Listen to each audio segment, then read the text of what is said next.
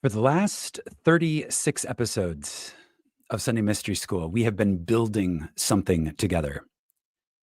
We have been building a shared language, a shared dialogue, a shared way of relating to the mysteries of our creative power, to the mysteries of our sacred genius.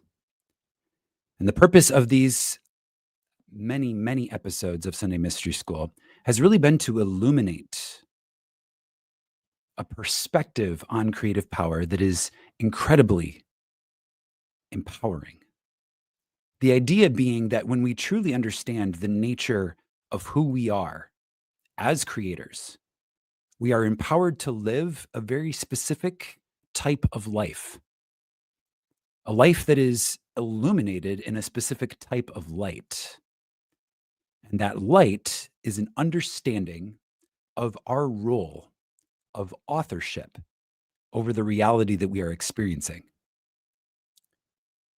Now, a big part of developing our relationship to this creative power is building a logical premise for being the operant power, because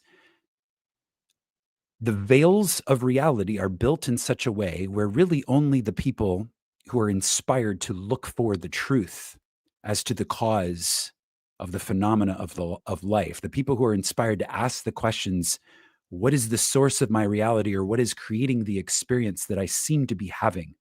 Really, only the people who ask those questions are able to eventually pierce the veils of the illusion. And the illusion exists for a very specific purpose. It is to give us the illusion of having a 3D physical experience. And so those of us who reach a specific place in the journey where we begin to ask questions about the nature of our reality. What is the source of the reality that we are experiencing? Who is the creative power of the reality that we seem to be experiencing? Those who begin to ask those questions slowly begin to deconstruct the illusion. And what we find when we fully deconstruct the illusion is a very clear and penetrating reflection in the mirror of self. And we find that really we ourselves are wholly responsible for the reality that we seem to be experiencing. This can be a lot to digest at first.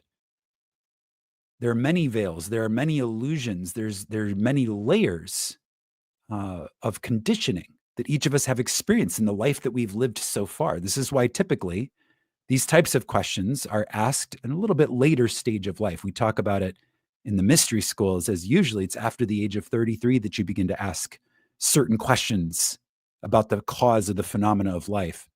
And because of the stage of life that many of us are in when we begin to ask these questions, there is some unlearning that must take place. There is some deconditioning and eventually reconditioning that must take place to begin to repattern, to begin to really rebuild our lives upon the premise of first cause. Now, Sunday Mystery School, particularly in the way that we've done it so far, by focusing on the Masterclass presented by Neville Goddard in 1948, has been an introduction to our own self. Sunday Mystery School, and really all mystery schools, are an introduction to one's own self. And this is distinct from other types of schools which teach you about something in reality. A mystery school teaches you about the source of reality. Mystery school teaches you about yourself. And so now that we have really experienced this introduction to ourselves, the next question is, how then shall we live? How then shall we live? Reflecting on the work of Neville Goddard, who has inspired this space, who has inspired really my work over the past 7 or so years, really reflecting back over his life and his work, he really operated as a messenger. He really operated as a voice in the dream, calling in the darkness, saying, hey, there is a truth to be discovered here. Hey, there is more to this world. There is more to this life than meets the eye. It's that voice calling in the night, meaning the darkness of the dream, calling you, saying, hey, wake up. When you're ready to remember, it's available to you. Wake up. And that's exactly the role that he played in my life. He was that voice of truth, that clarion call, calling in the darkness of the dream, saying, hey, there is something here for you when you're ready to really catch a look at yourself in the mirror. I'll hold it up for you to see yourself. And when you see yourself, you will see the cause of the reality that you are experiencing. And with profound, I have to say this with profound gratitude and appreciation for just the soul and the graceful embodiment of the soul that was Neville Goddard. He did it in such a classy and beautiful way. He never made us feel wrong for living an illusion. He never made us feel wrong for diving into the depths of the dream and dreaming unlovely things. He never made us feel wrong for imagining what we don't want and then, projecting it outward and then experiencing, darker parts of the dream. He never made us feel wrong for that. And it's because we never were wrong for that. Really, the whole reason why we dream a dream of life is to have all of the experiences. And he made sure that we knew that as he taught us to see ourselves. And eventually, when he holds up that pure mirror and we're ready to see it, because he's holding it up the whole time. The question is when we are ready to see that pure mirror. When he holds up that pure mirror and he shows us truly who we truly are, he shows us God. He shows us God. And he enables us to catch this really beautiful reflection of our possibility, of who we can be when we live up to and truly embody our potential as the authors, when we leave the realm of mediocrity, when we transcend fear and we begin to graduate into a sense of freedom. What is truly possible when we begin to live up to the depth and the breadth and the weight of our potential.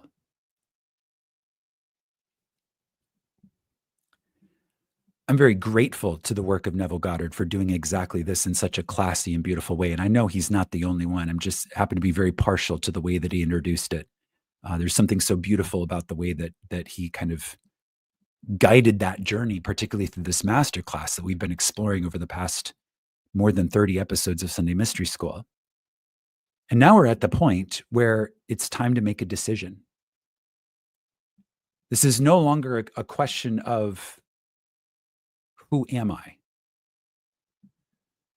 When you start mystery school, that's usually the first question that is asked. Who am I? And now, after having completed the initiation phase of mystery school, which in Sunday Mystery School consists of these 36 episodes, having completed the initiation phase, the question is no longer, who am I? Because we know that the answer to that question is, I am the author of my reality. I am a child of God. God is my Father, and I and my Father are one. So therefore, I am God experiencing reality. The awareness that I am is God and is housed in a temporary being of flesh and blood to have an experience of being human, to raise that human experience ultimately after a long journey of trying all types of things, eventually to raise that experience of being human to the level of love. And so that's where we are now. We now understand our true identity. We're no longer asking, who am I? The new question is, how then shall I live?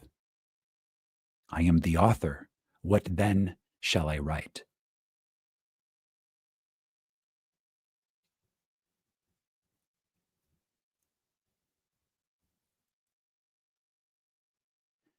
With that change of tone, right? Going from who am I? Help me see myself. And now moving into, okay, I know who I am. Let me write my best life. That's a change of tone. It's a change of narrative. This is the author who dreamed that he was the character and then woke up in the dream and realized a oneness with authorship. Okay, so that story, the tone of that story changes. This is a timeline shift. Right? It's a timeline hop. It's a shift of potential. And it also leads to a very different experience of life, because when you decide to fully embrace your authorship, okay, it's not deciding whether or not to be the author. That's inherent. You were born of woman. You are currently God in a human form. You are the author. Okay, so the question is, do I embrace being the author? And if your answer is yes, I am choosing to embrace being the author of my reality, then that changes how you live. It changes the whole premise. There are lifetimes being lived right now that are chasing illusion in the form of believing that the author, right, authority, we've talked about this word authority, that the authority is on the outside, and living a life believing that authority is on the outside is living a life of illusion. It serves a purpose. Okay, but that's not where you and I are. We're no longer in a place where we believe that the authority is on the outside. We believe that we are the author, and we're choosing to embrace that. And so therefore, the tone of our lives has changed. The tone is now, how then shall I live? And rather than seeking to awaken, it's, okay, I am awake. Now, how am I going to live my day? In this lucid awareness, how am I going to live my day, which is the same thing as how am I going to live my life?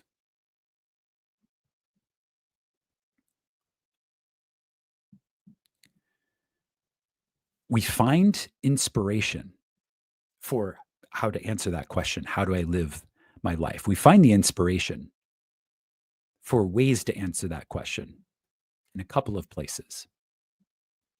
And one of them is in archetypes. There are archetypes that really describe the core energetic patterns of various states that we can embody as we move throughout the dream of life. Okay, so we can be a certain type of way, and that type of way can be individualized, but it can also be likened to an archetype. Okay, so there can be an archetypal calibration or configuration of energy, and we can draw inspiration for how we shall live according to that archetype.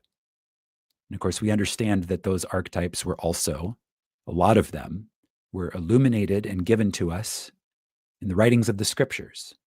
Scriptures are full of archetypes. All the scriptures, all of the world's sacred texts are full of archetypes because they really are the founding documents of the dream.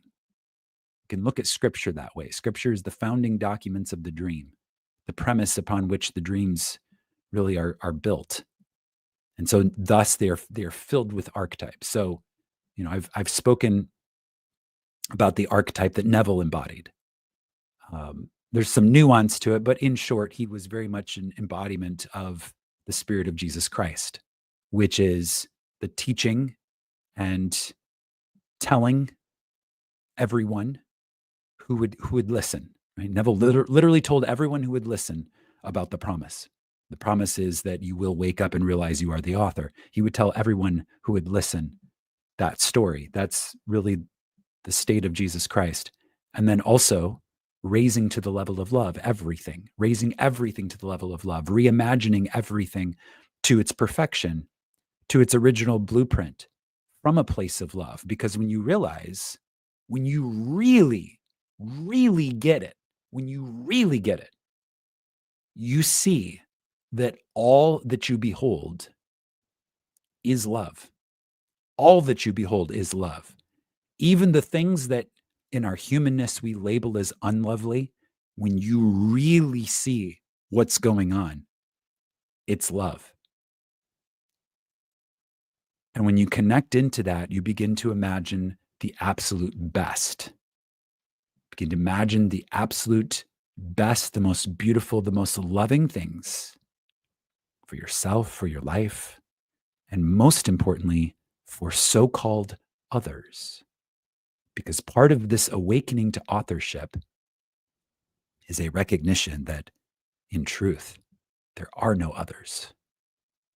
When you really get that you are the one thing that everything is, and embodied in human form, you are an individual perspective of the one thing that everything is. That's when it becomes clear that there really is no other. There's illusion of other as a mechanism to help us understand ourselves, to help us to have an experience of reality. There has to be an appearance, an illusion that there is an other, but really, in truth, when you zoom out from the illusion of there being another, you realize it's all one thing. And so therefore, imagining beautifully, imagining lovingly on behalf of those around you, on behalf of so-called others, is also imagining beautifully and lovingly for yourself, because you begin to take on this perspective of identity that includes your world. It's no longer, I am this physical body. It's, I am everything. And the physical body in which I live is a house with windows through which I can view everything that I am. And those windows, of course, are the senses. And we have our physical senses and we have our imaginal senses. And as we begin to awaken, we can begin to choose the experiences that we have in our imaginal senses, understanding that the dream that we live in the so-called 3D, or what appears to be on the outside of us, that dream is produced by the state that we are in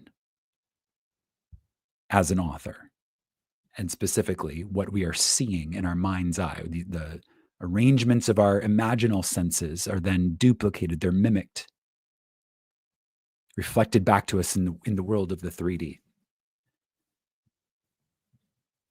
And as we start to go through this process, and as we start to awaken, as we start to embrace being the author, the question becomes, again, how then shall we live?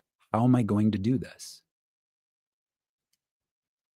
And it comes down to a matter of, literally, a matter of choosing over and over again, choosing over and over again to embody authorship, to take back the power, to be conscious of your own power, and to choose to operate with love, from love, with love. That becomes the premise of the journey, to operate with love, from love. Now, Neville, in particular, and I speak of him because we began Sunday Mystery School with his masterclass, and this is the season 1 finale. Okay, so we're gonna wrap up this focus on his masterclass by speaking specifically a little bit more about Neville. So Neville, in particular, was that clarion call, that clear voice calling in the darkness. Hey, whenever you're ready, you can wake up and you can remember who you are. That was as far as Neville took it. Neville did not try to go beyond that. It was just a, hey, let me hold this mirror, and when you're ready, I'll hold it up so that you can see yourself. Beautiful mission, a beautiful service, a beautiful gift that he gave, what we could say us, but really he is us. So it's a gift we gave ourselves. And he was the mediator of that gift. He was the classy embodiment of that mirror, right? That was his work. And obviously it was an eternal work, and it lives on, through the internet, through the transcripts, through all of the people who were trained by him, who sat with him, who then awakened their own consciousness and then went on, to continue the work of being the messenger. So Neville really pointed us to where we could find the truth. And now we found the truth. And now we've woken up, and now we're sitting with how then shall we live? And for me, personally, becoming aware of this question a while ago, the way that I began to, really feeling into what is possible, the potential of what is possible, I realized that we have in our era today a unique opportunity, an opportunity that even Neville did not have. Because we have imagined and thus created and outpictured into our reality, manifested this technology that connects us. We have the opportunity to embark on a path of authorship together, meaning that each one of us is the author of our own lives, and we have the opportunity to weave other authors into our storyline. And that's really what inspired me to begin with Sunday Mystery School almost a year ago. When I began these live stream sessions, the desire was not to convince anyone of anything. The desire was simply to, as Neville did, be a classy and beautiful embodiment of a mirror, to hold up and help anyone who feels like they're ready to see themselves. And as part of that mission, to build a shared language, a shared dialogue, a shared culture of relating to each other from the state of being the author. Because I have a very deep and authentic desire. I call it deep and authentic desire because I feel like this has been my long-term mission of this lifetime.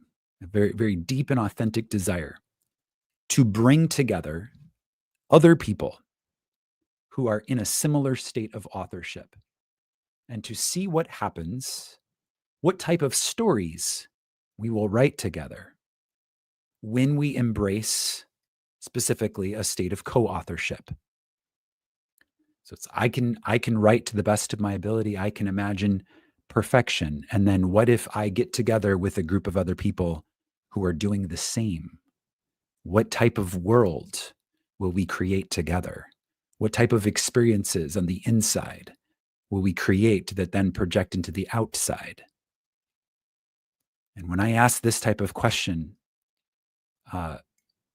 it sets my heart on fire. I get very, very excited about the possibility. It ignites my passion. And that's, again, how I know it's an authentic desire and how I know it's part of my long-term story about what I'm here to do. So Sunday Mystery School, season 1, has been the first step along that path of really holding up a sign on this technology that we have here called the internet and YouTube live streams, holding up a little sign and saying, hey, if you're looking for me, I'm looking for you. And now we found each other. What are we going to do together? Well, we're going to write. We're going to write something beautiful. We're going to write in a way that things haven't been written before. I mean, you could say everything's been written before, but we're going to experience it in the moment of now. We're going to experience it in the now moment. We're going to write together, and we're going to write something beautiful. And we're going to live these beautiful lives, not just by ourselves. We're going to live them together. We're going to share the journey in some sort of beautiful way. And so that's what Sunday Mystery School was founded on a premise of. It's like, okay, we're going to bring our people together. We need to find them. And in the process of imagining finding these people who would like to be co-authors in this way, I was given the inspiration for hosting Sunday Mystery School, particularly this season 1 of the Neville Goddard Masterclass.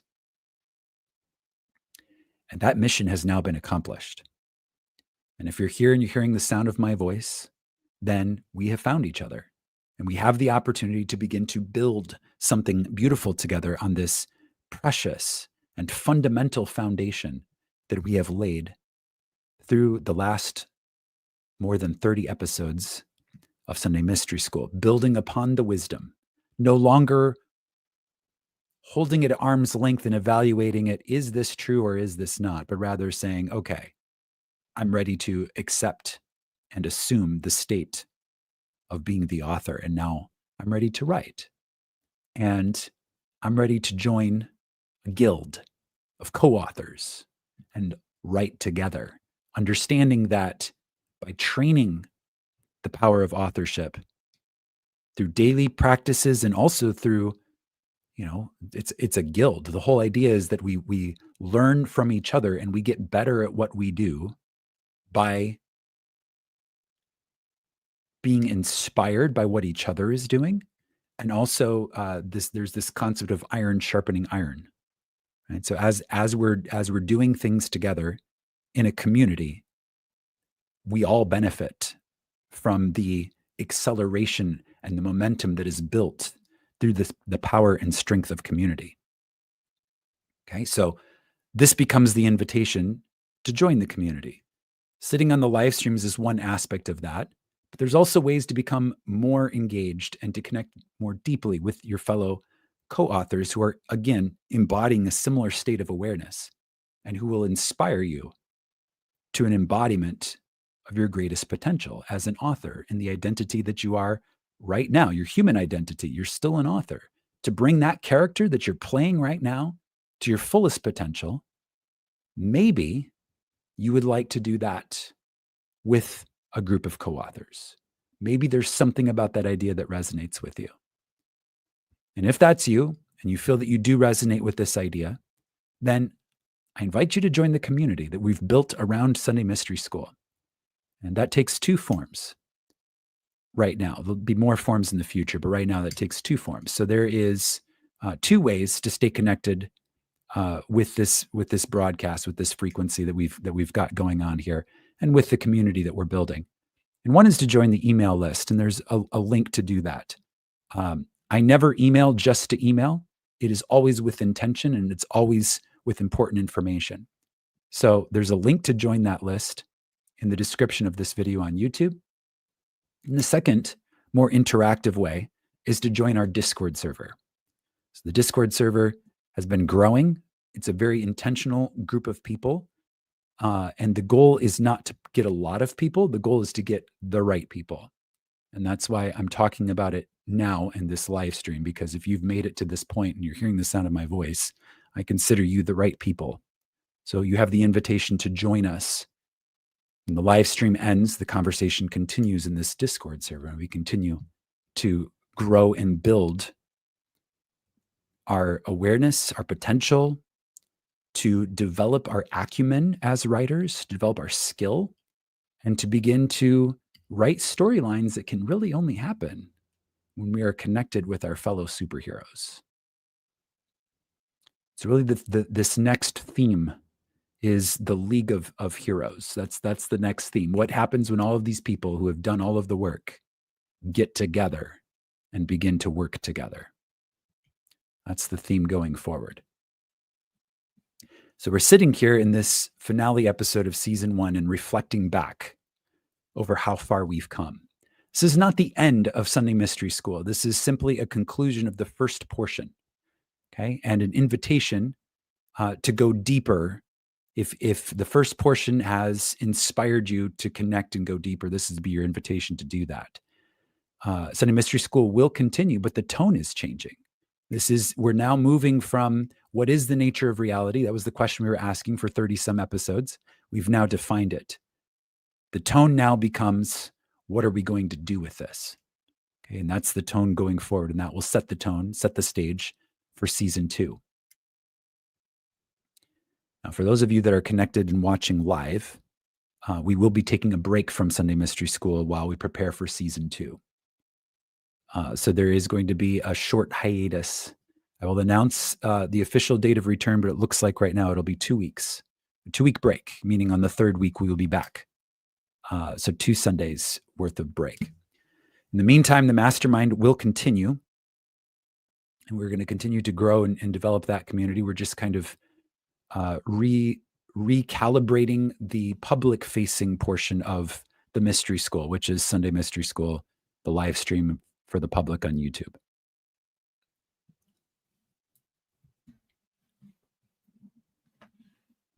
Okay.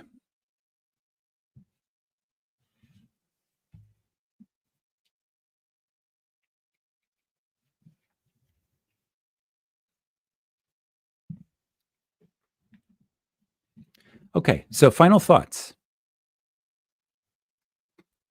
as we begin to wrap up season one. I was thinking about how Neville concluded his masterclass, and he really concluded with a story. And I'm gonna recount the story here. I'm not gonna read it, but I will recount it. Okay, the story that he gives to close the 5 lessons of the Neville Goddard Masterclass, the Mystery School Masterclass. The story that he tells is about the man who was doing sales training, and he said, "Really," he was called in front of a group of people, and he said, "Really, I have one thing to teach you." And he held up a jar with tiny seeds in it and with walnuts in it, right? And he used this jar, by shaking the jar, which is the changes that happen in life. He was illustrating about how the walnuts always rise to the top of the jar when the jar is being shaken. And he used this as a metaphor for imagining yourself to be the person that you desire to be, and understanding that when you do that, life will still shake, but no matter what, you will rise to the top of whatever storyline you find yourself living. You will always rise to the top through the wise use of imagination. And I think that's the key idea here.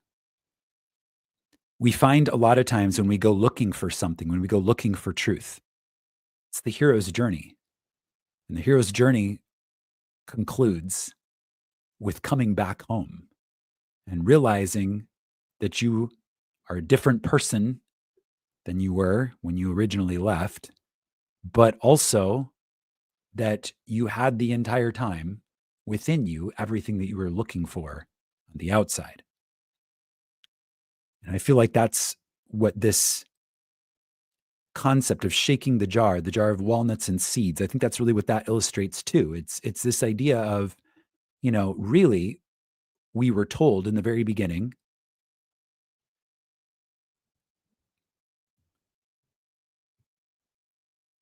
you want to believe that you are the person that you desire to be, and you will become that person. It's the simplest truth ever. Simply believe that you are the person that you desire to be, and you will become that person. That's very simple. And yet, there are infinite nuances and complexities to that very simple truth. And so, Mystery School starts with that premise and then dives very deeply into all of the reasons why that is true and a lot of the nuances about how that is true, and gives all types of examples. But really, at the end, it's just saying the same thing that can be summarized in that very simple sentence. Believe that you are the person that you desire to be, and you will become it. And we can talk about that for 36 episodes, but it really is just as simple as that. Believe that you are the person you desire to be, and you will become it. That becomes the foundation. When Neville concluded his mystery school, really, that was the message that he had conveyed, he had communicated. And he used the teachings of the scriptures to really illuminate examples from history, meaning, these scriptures were passed down. They're written by the ancients. They've been passed down, preserved for thousands of years. And so simply by the way in which they were treasured and preserved, they carry, well, it's not just the way they were treasured and preserved. It's also the vibration of what they carry and what they transmit, right? But like, it's simply an embodiment and a different way to hear the same thing, which is imagine that you are the person you desire to be and you will become it. The Bible is that same theme repeated over and over again and explored through different characters, through different nuances. There's some different aspects of that one truth, but really it's that one truth told over and over again. And I think the reason why it is repeated so many times is because it can take some time to be ready to hear that. Okay, so for me, it took a long time to be ready to hear what I needed to hear to truly see myself as the creative power of my reality. I had to hear it a lot to truly be able to see it. And so I think that's part of this journey as well. It is repetition. It is hearing it a lot. And also there comes this time where it's like, okay, I've heard enough. Now I know that I am. And now I'm ready to live from being the I am, which becomes a different set of questions. Right? Now it becomes less of a you know, bird's eye view of what reality is, and now it becomes I am embodied as the character, and I'm also the author, and now it's in real time, in the present moment, ever unfolding, constantly connecting with and embodying that frequency of authorship, living from that state of authorship, and then literally with every invitation, with every opportunity, with every manifestation, getting clear about what represents perfection. What represents perfection? Let me imagine that. Let me cleanse the palette of my perception. Let me get closer and closer to the divine in my own awareness. And then let me choose to project that outward by becoming it on the inside. And the scriptures teach us about that too. The scriptures give us the virtues, faith, hope, and love. But of these three, love. The scriptures counsel us on mental diets, right? If anything is good, if anything is lovely, if there be, any praise, if there be any positivity, think on these things, right? So we're counseled about how to live from this state. We're offered examples on how to make it practical. And then really, it's up to us to do it. It's up to us to do it. It's up to us to, in the mirrors of the screen of space, when things are happening, it's up to us to have such a powerful connection to a sense of authorship, to leave the realm of reactivity, meaning to not react to what we see in the mirrors, but rather to use what we see in the mirrors as an invitation to rewrite, right? To revise, to rewrite, to write with intention. In the mastermind room before we went live here, one of the members was sharing about how they have come to notice recently how quickly what they speak into existence manifests, and how this very fast reflection has caused them to begin to graduate from idle words, right? There really are no idle words when you understand your authorship. There really is no fiction when you understand your authorship. You understand everything exists and can be brought to life and animated by the mirrors. There are no limits. Okay. So it's like really understanding that it's like, it becomes real. You're like, wait a second. When I speak something that I don't want, it happens just as quickly as when I speak something that I do want. So let me begin to focus. Let me begin to focus. And that process of focus is really that process of asking yourself, what do I want? What do I really want? And I'm not talking about your physical human ego and what your ego wants. I'm talking about, what does God want? What does God truly want? What does God want out of this experience of being human? Well, we're told that in the scriptures as well. We're told why God created a human body to implant itself in. We're told why. We're told what the purpose of that journey is ultimately. It is to have all the experiences and then eventually to raise man to the level of love so that God and man are one. So we have an inkling from what we've been told of what God wants, told in the mirrors of our reality. But really, that question is best answered by going into the silence and saying, I know that I am that I am. I am the I am. I am awareness itself. And I have chosen to don this body of flesh and blood for a purpose. What is that purpose? What is that purpose? And as you begin to ask this question, I'm speaking from experience because I've asked this question incessantly.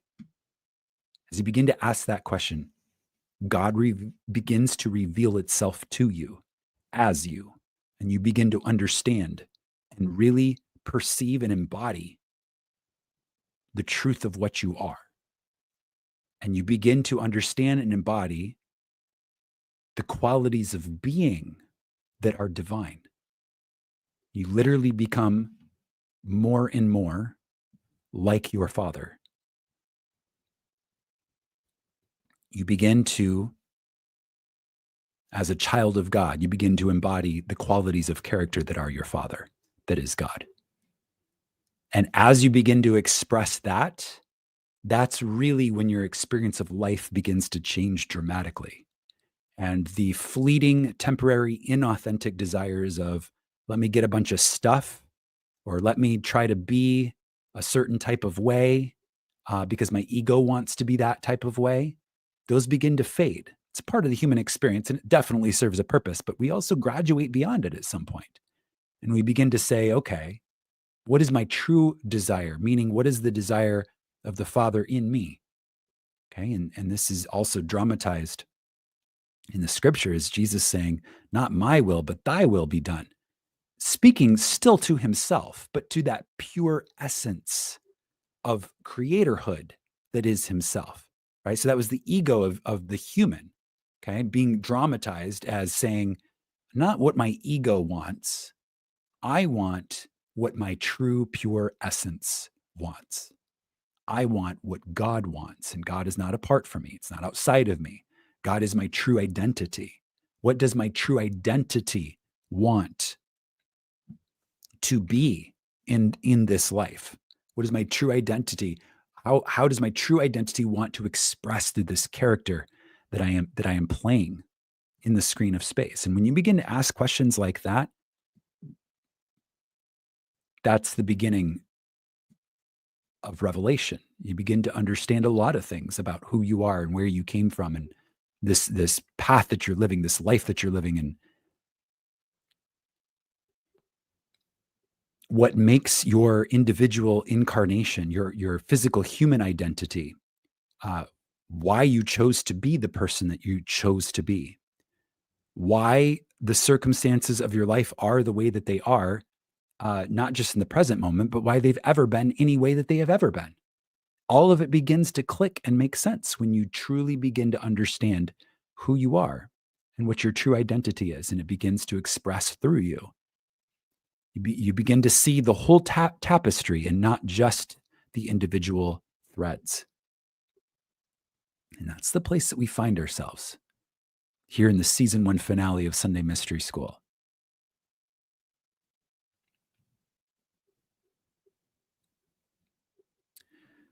I do feel in my heart that there is more to explore, but it will be from a different premise.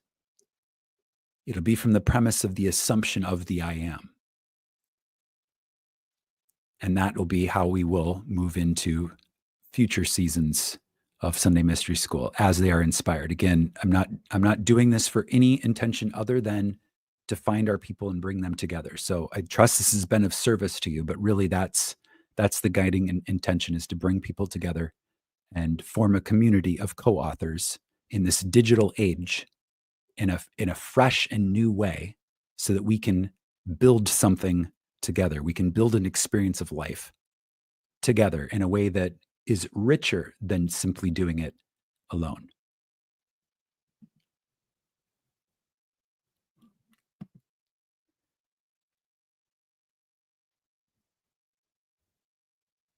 And with that, this space is complete.